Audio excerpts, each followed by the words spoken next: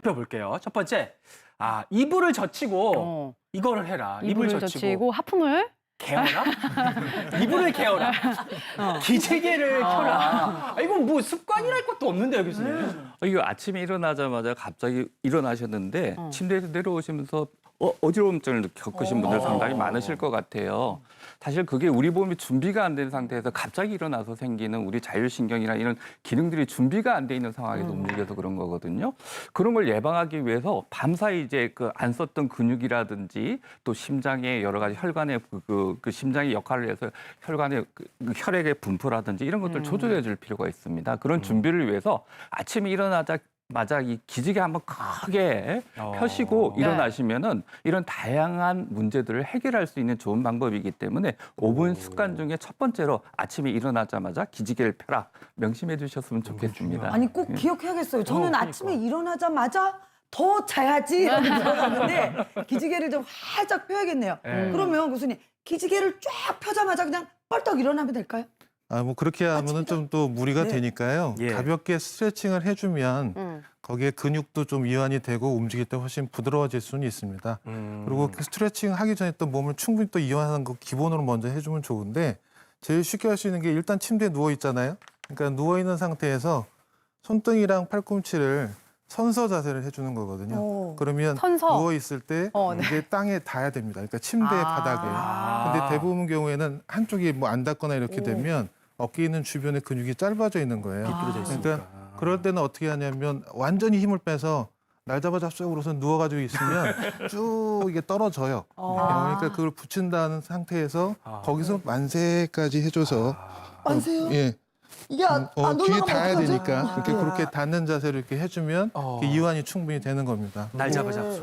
다리 내려가는 것도 다리도 뭐 기본적으로 운동을 해주면 좋지만 충분히 이완한다는 건 침대에서 내 몸에 쑥 들어간다는 느낌으로 그냥 힘을 완전히 빼서 하는 기본 동작부터 해주면 통증이나 이런 것도 예방이 되고 좋은 거죠. 네. 그럼 아니 근데 50견이 있는 분들이 이렇게 팔이 안 올라갈 때는 그래. 억지로 올려야 될까요? 억지로 할 수는 없고. 지금처럼 이렇게 아프신 경우에는 억지로 하면 안 돼요. 네. 그러니까 그게 통증을 오히려 더 일으키는 건데 거꾸로 얘기하면 그 50견이 있을 때 기지개를 켤 때 관절 가동 범위도 늘어나고 근육도 이완이 되니까 반복해서 관절 가동 범위 운동을 해주면 도움이 되는 거죠. 그럼 이 기지개를 켜는 것도 약간 요령이 필요할 것 같은데 앞으로 네. 모시고 한번 네네. 배워볼까요? 네. 우리 어깨가 잘 안 올라가는 중. 네, 안 올라가요. 올라가다 마네요.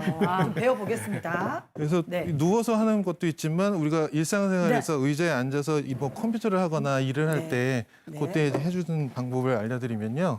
일단 의자에 앉을 때는 허리를 받쳐놓고 등을 붙이고 하는 겁니다. 그래서 등이 붙어있는 상태에서 깍지를 끼듯이 해서 머리 뒤쪽으로 이렇게 해주고요. 그다음에 가슴을 쭉 펴준다 해서 팔을 쭉 늘려주는 겁니다. 시원해. 네. 이럴 때 뭐 고개가 뒤로 가지 않게 일단 해주시는 게 좋고 그래서 이렇게 유지했다가 또 풀어주는 식으로 반복해서 하면 되고요. 그다음에 목을 앞으로 이렇게 빼주는데 밑으로 그냥 당기는 게 아니라 손으로 그 앞쪽으로 이렇게 당겨준다는 느낌으로 해서 지그시 눌러줍니다. 근데 이럴 때는 등이 구부러지면 안 돼요. 그러니까 등은 의자에 붙어 있게 하고선 시행을 해주시고 또 자연스럽게 펴주고요. 시원하다. 그래서 이걸 반복하다가 거기서 이제 만세까지 하는데 귀에 딱 시원해. 붙여지는 자세로 해주고 이 온몸의 기운이 저 천장으로 뚫고 올라갈 정도로 뚫어요? 예, 몸을 쭉 늘어준다 하는 기본으로 아이고. 해주면 기지개가 제대로 이제 하는 거죠. 몸이 시원하네요. 그죠? 네, 쫙 펴지는 느낌이 들어요. 네, 이런 요령을 하시면 됩니다. 예, 아우, 자리로 모시도록 상쾌합니다. 하겠습니다. 매일 아침에 시작을 기지개와 스트레칭으로 시원하게 열어보시고요. 그 다음은 또 뭘 해야 될지 한번 살펴볼게요. 입을 헹구고 이것을 마셔라. 근데 이걸 마시기 전에 일단 입을 헹구는 게 중요하잖아요. 근데 이 양치하고는 좀 다르게 그냥 헹구기만 하면 되는 거예요, 교수님? 이 밤에 자다 보면은 우리가 입이 그냥 호흡만 하지 다른 걸 안 하거든요. 그런데 세균들이 많이 증식이 됩니다. 그러다 보니까 또 입냄새도 날 수 있고 여러 가지 문제가 있기 때문에 또 입이 밤에 자다 보면은 구강호흡을 하시는 분들이 요즘 많으세요. 그러다 보니까 입이 굉장히 말라서 아침에 일어나자마자 입이 텁텁하실 수가 있어요. 그쵸. 그럴 때 물 한 잔 마시시면서 헹구시면은 굉장히 세균 청소도 되고 그 다음에 몸에 활력도 넣을 수 있고 여러 가지 장점이 있죠. 이렇게 아침에 일어나자면 물 한번 입 한번 헹구시는 게 어떨까 싶고 뭐 네. 가글제나 뭐 이런 것도 쓰셔도 괜찮은데 아무튼 입을 한번 헹궈 주시는 게 굉장히 몸에 좋습니다. 그러니까요. 입안을 헹궈내는 거 중요하고요. 네. 그 다음에 이제 요것을 마셔라.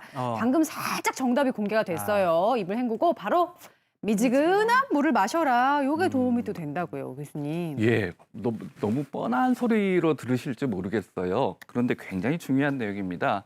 왜냐하면 사람들은 자다 보면은 이 탈수 현상이 자연스럽게 생겨요.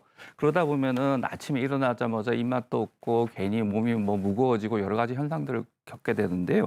이때 물 한 잔 마셔주시면은 참 많은 도움이 됩니다. 또 물을 적절히 마셔주시면은 그 여러 가지 속이 편안해지기도 하고요. 또 물을 미리 마셔주시면은 그 여러 가지 장 운동에도 도움이 되기 때문에 여러 가지 음식을 드시고 나서 뭐 변비나 이런 거 해결에도 도움이 될 뿐만 아니라 장 운동에 전반적으로 도움이 됩니다.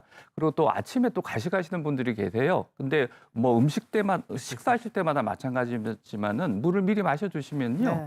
실제적으로 음식 양이 먹는 칼로리가 한 13% 줄었다는 배가 연구 결과들이 많이 나오고 있기 때문에 물을 예. 좀 마시는 게 좋은데 아침에 뭐 혈압이나 이렇게 높으신 분이 갑자기 시원한 거 찾다가 갑자기 너무 차가운 물 마시면 좀 문제가 되실 수 있기 때문에 좀 미지근한 물로 수분을 충분히 섭취해 주시는 게 아침에 섭취해 주신 게 굉장히 큰 도움이 됩니다. 네. 그렇군요. 시원한 거 하시면서 저를 보셨는데 저 생방송 들어오기 전에 아이스 아메리카노 한 잔씩 했거든요. 그러니까. 아니 근데 사실은 이것도 미지근한 물인데 미지근한 물이 맛이 없어요. 맛이 없어. 영양도 없고 그래서 네. 제 생각에는 아침에 일어나서 영양도 있고 좀 풍부한 이 맛이 느껴지는 이런 음료를 좀 먹으면 어떨까요? 그러니까 그런 생각이 우리가 이제 들어요. 물 대신에 마시는 음료들이 굉장히 다양한데 이거 괜찮은 건지 하나씩 좀 따져볼게요. 보여주세요. 첫 번째 커피. 뭐 피곤한 직장인들 공복에 모닝 커피. 이거 뭐 국룰 아닙니까? 저도 교수님? 아침에 마셨어요. 저도 마셨거든요. 네. 예, 잠이 저도 좀 깨고. 마셨습니다. 교수님도. 근데 네. 예, 저도 개인적으로는 아침에 한 잔 정도 마시는 아메리카노 정도는 굉장히 도움이 된다고 생각을 하고요. 그러나 저녁에 이렇게 카페인 섭취가 들어가면 불면을 일으키기 때문에 불면은 여러 가지 신경계 질환하고도 굉장히 관련이 있습니다. 그래서 저녁에 마시는 커피는 조금 개인적으로 안 좋다고 생각을 하고요. 네. 대신 아침에 커피를 드시는데 아침에 커피만 드신다든지 아니면 커피에 영양제, 과다, 비타민 투여하시는 분 계십니다. 오, 예. 그리고 또 하나는 커피 드시면서 아주 다량으로 커피를 드시는 분이 계세요. 맞아요. 그럴 경우에는 오히려 카페인 과량이 몸에 들어오기 때문에 네. 교감신경계를 활성화시키고 또 하나는 이게 커피를 다량으로 드시게 되면 탈수를 유발할 수 있기 때문에 오히려 간단하게 커피와 함께 음식 섭취를 하는 게 위에 부담을 줄일 수 있는 좋은 방법이 될 것 같습니다. 그렇군요. 커피와 함께 간단한 쿠키를 먹어야 되겠어요. 그럼 오 교수님, 특별히 아침에 공복에 커피를 마시면 안 되는 분들이 있을까요? 예, 주의할 김 교수님 굉장히 중요한 말씀을 많이 해주셔가지고 저도 커피 아침마다 마십니다.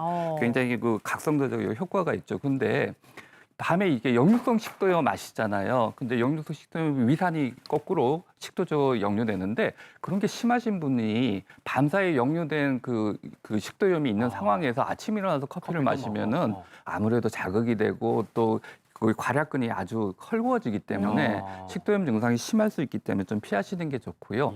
방금 전에 김 교수님 말씀하셨지만은 우리가 이게 카페인이 몇 가지 중요한 영양소의 그 흡수를 많이 방해합니다. 빈혈이 있으신 분들이 빈혈약고 뭐 철분제를 먹고 계신데 카페인하고 같이 먹으면 그 흡수율이 굉장히 떨어집니다. 보고에 의하면 80%까지 떨어졌다는 분들도 계시거든요. 거기다 비타민 D 요즘 많이들 드시잖아요. 그것도 흡수율이 좀 떨어지고요. 또 방금 전에 이뇨작용이 있다고 말씀을 하셨는데 뭐 비타민 C라든지 비타민 B군과 같은 수용성 비타민들은 소변량이 이뇨작용으로 많이 빠져나가기 때문에 되도록이면은 조금 간격을 두고 드시길 권합니다. 그렇군요. 아니 오 교수님 저는 아이스 아메리카노 한 잔 하고 또 영양제 몇 개 제가 가지고 와서 이렇게 먹거든요. 그래야 그럼 든든하죠. 영양 든든하죠. 마음도 뿌듯하고. 어. 그럼 영양제 드시는 분들은 커피 마시면 안 될까요? 아니요, 뭐 마셔도 네. 되죠. 이렇게 마셔도 되는데 우리가 그 카페인이 들어와서 빠져나가려면 2시간 정도 걸리거든요. 그 영양제를 커피 드시고 한 2시간 이후에 드시면은 별 문제 없을 것 같아요. 그러니까 시간차를 두고. 그러니까요. 아침에 드시는 음료 점검해보고 있습니다. 저는 네. 아침에 일어나가지고 커피 한 잔하고 저희 아이에겐 또 요거트 한 잔 따라주거든요. 한번 보실까요? 맹물 주나? 청소년들은 또 요거 많이 마시거든요. 우유. 우유 좋지. 우유 어떨까요? 이거 뭐 좋잖아요, 교수님. 우리 애들 키우시는 분들한테는 우유가 아주 필수적이죠. 칼슘이 많이 들어가고 몸에 좋은데요. 우유가 뭐 소화에 큰 문제가 없으신 분들은 우유 아침에 괜찮습니다. 권할만 한데요. 요즘 아침에 이제 속이 쓰리고 이럴 때 일부러 우유로 이렇게 드시는 분들 계세요. 위궤양이 있으신 분도 먹고 나면 당장은 편하니까. 그런데 이제 위궤양이나 이런 게 있을 때 우유를 마시면 당장의 증상은 좋을 줄 몰라도 그거 자체가 또 위산 분비를 계속 자극하기 때문에 장기적으로 보면 그렇게 좋지는 않습니다. 대신에 아침에 우유를 드시면서 다른 음식하고 같이 조금 위산 분비를 조절할 수 있는 음식하고 같이 드시면 너무 좋은 방법이기도 하고요. 네. 또 가끔가다 우리나라에 한 75% 정도의 유당 불내증이라 그래서 이게 당 분해가 그 유당을 분해하는 락타제 성분이 좀 부족하신 분들이 계세요. 완전히 없으신 분들보다 좀 부족하신 분들이 상당히 있는데 이런 분들은 우유를 약간 데펴서 드신다든지 뭐 하여튼 여러 가지 방법을 좀 따뜻하게. 권할만 합니다. 또 요즘은 뭐 락토 프리 우유도 나오고요. 있더라고요. 또 식물성 우유도 있고 이러니까 그런 걸 통해서 칼슘 섭취를 좀 보충을 하시면서 아침에 드시는 거는 권할만 한 것 같습니다. 그리고 또 저처럼 이제 프레쉬하고 아주 상큼한 남자들은 요걸 또 챙겨 먹는데 이거 한번 볼까요? 아침에는 이거죠. 주스, 신선한 비타민과 신선하게. 미네랄의 보고. 네, 어떻습니까, 교수님? 그런 말씀 하시면 안 돼요. 왜 그러냐면 생과일은 이렇게 먹고 나면 우리 몸에 들어오는데 시간이 걸려요. 여러 가지 섬유소나 이게 천천히 들어오게 돼 있는데 주스 형태로 갈아 먹으면 순간적으로 빨리 들어오기 때문에 순간적으로 혈당을 높이고 그걸로 인해서 인슐린 분비가 많이 돼서 여러 가지 부작용이 일어날 수가 있습니다. 또 무가당 주스라고 하는데 당이 안 들어갔다 주스지 그거 자체의 당은 있는 편이거든요. 그래서 주스보다는 아침에 조금 시간이 걸리더라도 생과일 자체로 드시는 게 좋을 것 같고요.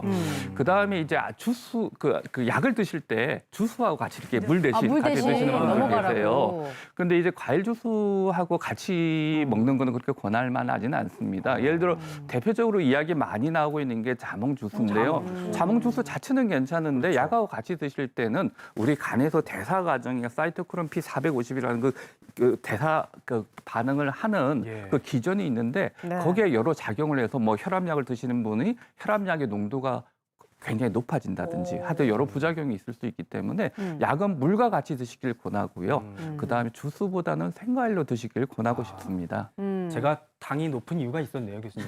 주스 같은 걸 너무 먹어가지고. 이게 이제 전보다는 식후에 드시는 게 좋을 것 같고 또 아침에는 미지근한 물을 챙겨 드시는 게 더 좋다는 거 기억해야 되겠습니다. 네, 만성질환 예방을 위한 5분 투자 습관 알아보고 있습니다. 마지막 세 번째 한번 볼까요? 식사 후에는 이것에 3분 이상을 투자하라. 아, 식사 후에. 저는 디저트에 3분 이상 투자하는데 그건 아닐 것 같고. 식사 후에는 걷기 3분. 요거는 좀 짧은데. 짧은데. 이 맛은 뭘까요? 식사 후에 뭘까요? 설거지에 3분 이상 투자하는 좀 더 걸릴 것 같은데 양치질에 양치질. 3분 이상 아. 투자하라. 근데 양치질이 그렇게 중요한가요?